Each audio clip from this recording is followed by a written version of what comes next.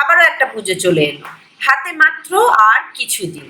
আপনাদের মধ্যে অনেকেই নিশ্চয়ই আবারও শুরু করে দিয়েছেন পুজো স্পেশাল ডায়েট আর কি, কিংবা জিমে জয়েন করে ফেলেছেন।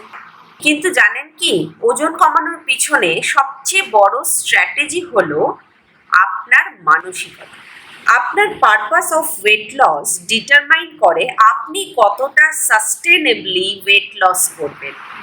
যদি আপনার পারপাস হয় কোনো নির্দিষ্ট পোশাক গায়ে ফিট করানো কিংবা কাউকে দেখানো, তাহলে আমি গ্যারান্টি দিতে পারি আর কিছুদিনের মধ্যেই আপনি আরো দ্বিগুণ হয়ে ফিরে আসবেন আয়নার সামনে। নিজেকে ভালো রাখতে, ফিট থাকতে একটা হেলদি লাইফস্টাইল লিড করুন, তবেই আপনি ওয়েট লুজ করতে পারবেন এবং সেটা হবে সেই ফিটনেস জার্নির বাই প্রোডাক্ট।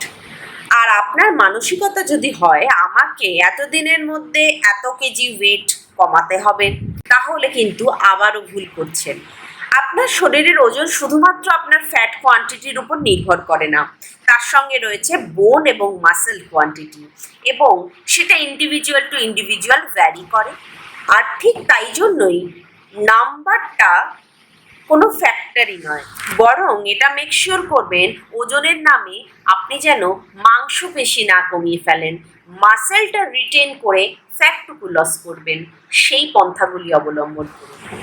আর আপনার মানসিকতা যদি হয় অমুকের মতো ফিগার চাই বা তার মতো বডি চাই, তাহলে সেই অমুক বা তমুকের সাথে কম্পেয়ার করে আপনি যদি মাঠে নামেন, তাহলে কিন্তু আপনি আরো বড় ফাঁদে পড়বেন। তাই নিজেকে কারোর সঙ্গে কম্পেয়ার না করে নিজের বেস্ট ফর্মটা এস্টাবলিশ করার চেষ্টা করুন, তাহলেই আপনার